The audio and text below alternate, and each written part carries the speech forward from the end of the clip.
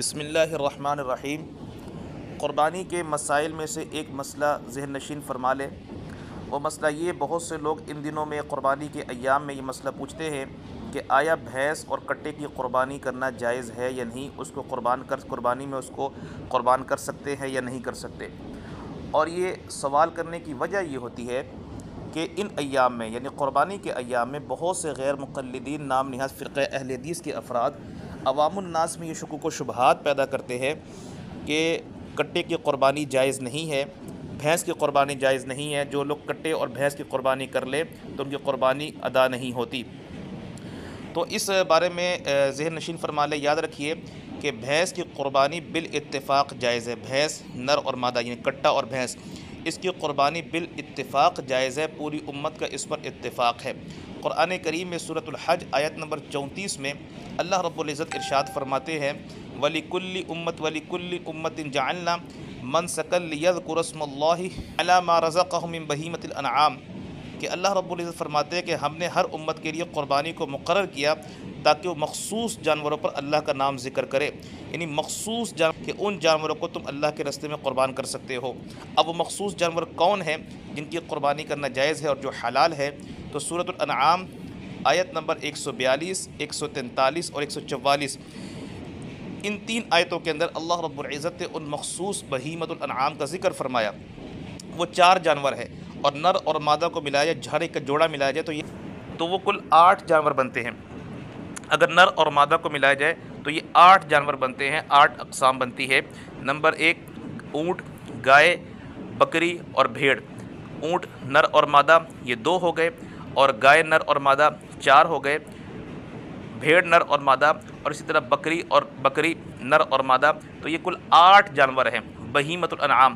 تو ان کی قربانی کے شریعت نے جائز قرار دیا، حلال ہے، اور ان کی قربانی کرنا جائز ہے۔ یہ قربانی کے یہ بہیمۃ الانعام ہے، لیکن یاد رکھیے پوری امت کا اس پر اتفاق ہے۔ صحابہ کرام، تابعین اور تبع تابعین، پوری امت اس پر متفق ہے کہ بھینس بھی بہیمۃ الانعام میں داخل ہے۔ وجہ اس کی یہ ہے کہ بھینس گائے کی ہی قسم ہے۔ تمام فقہاء کرام، تمام محدثین اور حتیٰ کہ صحابہ کرام کے دور میں بھی بھینس کا تعارف ہو چکا تھا، اور صحابہ کرام، تابعین اور تبع تابعین نے بھینس کو جو ہے وہ گائے کی قسم شمار کی ہے۔ تو جب گائے کی قربانی کرنا جائز ہے تو اس کی جمیع اقسام کی قربانی کرنا جائز ہے۔ تو اس بارے میں ذرا اب دلائل ملاحظہ فرمائے کہ امت مسلمہ نے اور فقہاء کرام نے بھینس کو گائے کی قسم شمار کی ہے۔ چنانچہ ہدایہ جلد نمبر 1 صفحہ نمبر 206 میں صاحب ہدایہ فرماتے ہیں والجوامیس والبقر سواء کہ بھینس اور گائے یہ حکم میں دونوں برابر ہے۔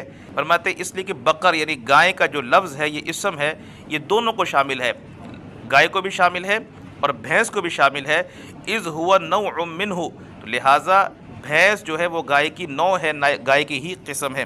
اسی طریقے سے فتاوی عالمگیری یہ بات واضح موجود ہے والجاموس نوع من البقر کہ بھینس وہ گائے کی ہی قسم ہے۔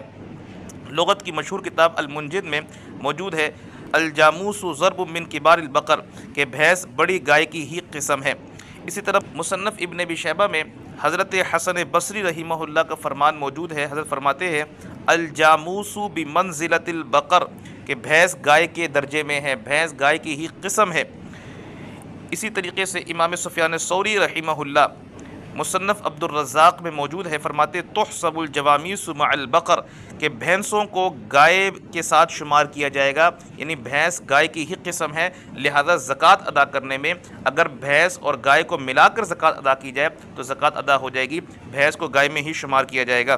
اسی طریقے سے امام مالک رحمہ اللہ نے موطا امام مالک میں باب ما جاء فی صدقۃ البقر کے تحت نقل فرماتے ہیں انما ہی بقر کلھا کہ یہ بھینس گائے کی ہی قسم ہے۔ ان دلائل سے یہ بات واضح ہو جاتی ہے کہ فقہاء کرام نے، محدثین نے، تابعین نے بھینس کو گائے کی ہی قسم شمار کی ہے۔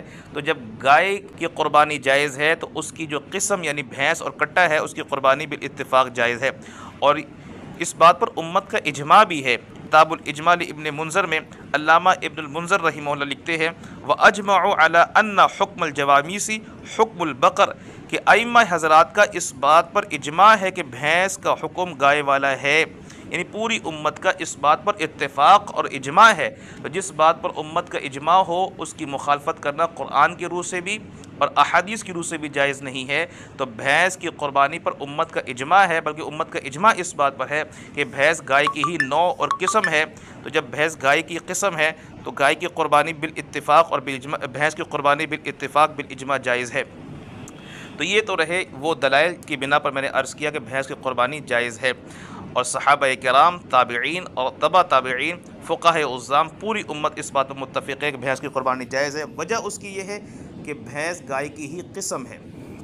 اور یہ یاد رکھیے کہ بہت سے غیر مقلدین یہ بات کہتے ہیں کہ اگر بھینس کی قربانی جائز ہے تو جناب رسول اللہ صلی اللہ علیہ وسلم نے بھینس کی قربانی کیوں نہیں کی؟ وجہ اس کی یہ ہے، اس کا جواب ملاحظہ فرما لیجئے۔ وجہ اس کی یہ ہے کہ جناب رسول اللہ صلی اللہ علیہ وسلم کے زمانے میں بھینس کا تعارف نہیں تھا، یعنی بھینس وہاں پر موجود نہیں تھی۔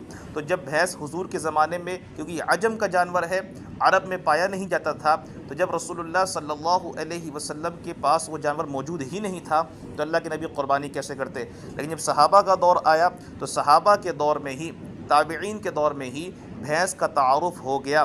اور جب بھینس کا تعارف ہو گیا کہ جیسے کہ حسن بصری رحمہ اللہ، سفیان ثوری رحمہ اللہ، یہ تابعین کے دور کے افراد ہیں، یہ بھینس کو گائے کی قسم شمار کرتے ہیں۔ جب بھینس گائے کی قسم ہے تو اس کی قربانی جائز ہے۔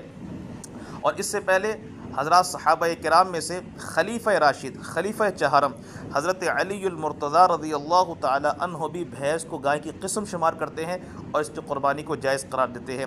چنانچہ مسند الفردوس جلد نمبر 2 صفحہ نمبر 202 علی المرتضیٰ رضی اللہ تعالیٰ عنہ کی روایت موجود ہے، فرماتے الجاموس یجزئ عن 7 فی الاضحیہ، بھینس قربانی کے لیے قربانی میں 7 آدمیوں کی طرف سے کافی ہے۔